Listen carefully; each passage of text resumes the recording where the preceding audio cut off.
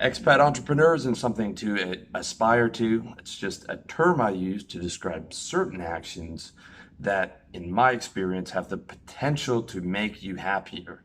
And happiness is what you should aspire to. Okay, that's what all this stuff is for, all these actions are for. It's not another identity to take on, it is a definition of strategies to make yourself happier.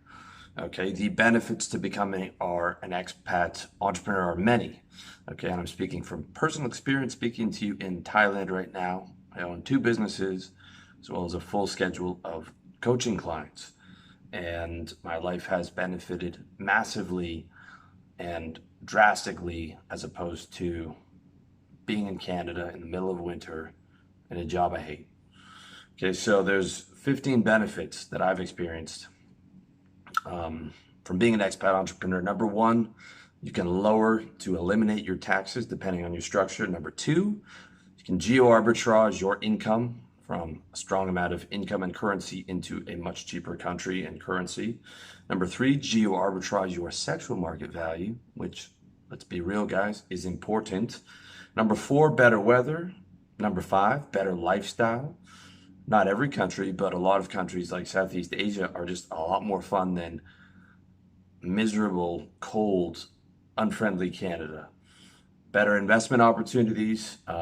Land is going to appreciate a lot faster in Cambodia than Canada. Better business opportunities. Customer service in Southeast Asia, a lot of these developing countries is not great. If you're able to jump through all the hoops to actually get set up, you can crush the competition. My friend has two service businesses now in Pattaya, Thailand, and is doing well. His customer service is incredible, and everyone else is terrible.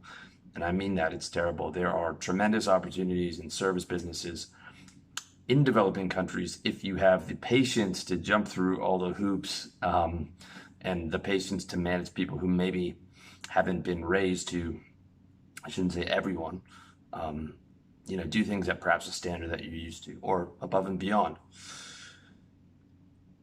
Number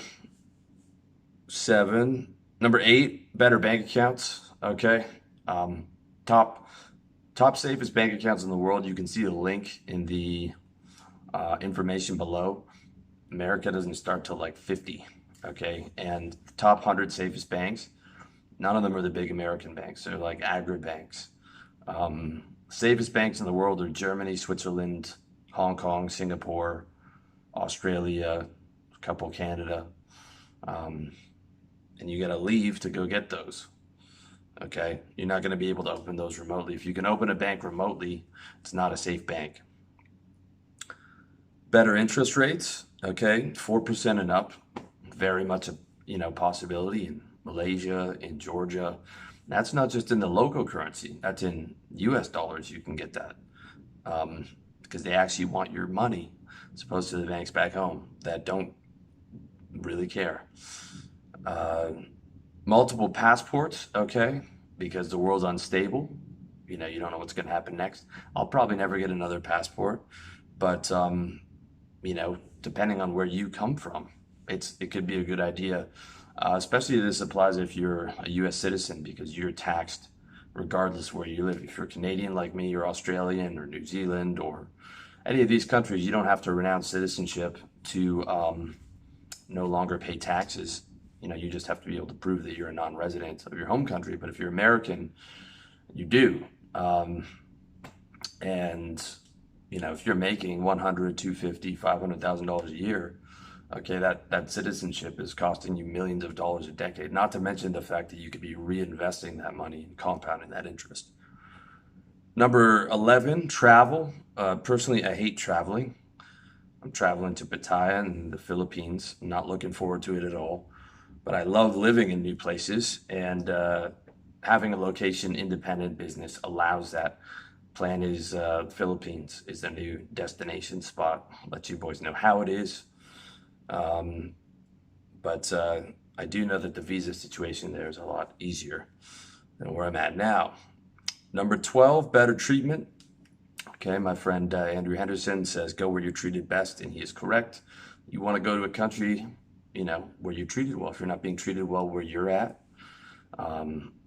based on economics or race or, nationality or all kinds of divisions that are going on, or just customer service in your country or whatever that may be, visa situation, ability to make money, taxes. If you travel, you find somewhere you like where you're treated best. To me, that's where home is, where the heart is. Where you're treated best. It's not the country that you were just randomly born into. Okay. Number 13, safety, avoiding political / economic potential or current unrest. Okay, don't think it can't or won't happen in your country.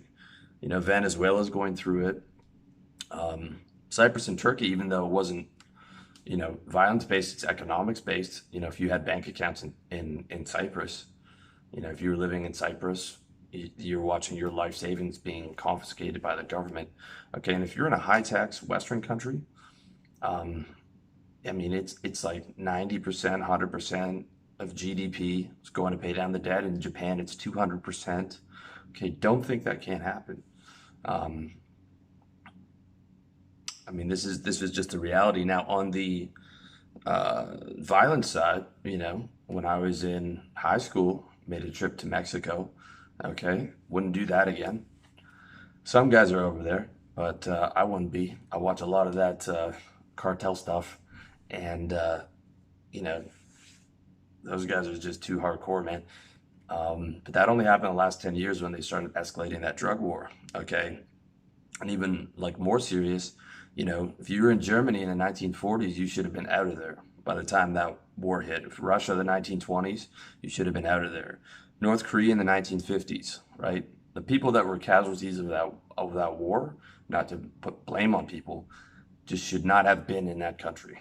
Okay, if you're in a country right now where you're kind of deciding, man, which way is it going to go? Is stuff going to pop off? Maybe you're in the Middle East, or maybe you're in Mexico, maybe you're in Venezuela. Get the F out of there, okay? Don't bet your life. Don't roll the dice on maybe it won't, okay? Number 14, adventure.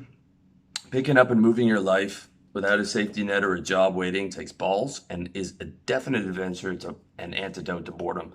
The biggest problem with being middle class in a Western country is it is so fucking boring. Okay, most people have never had a life or death experience.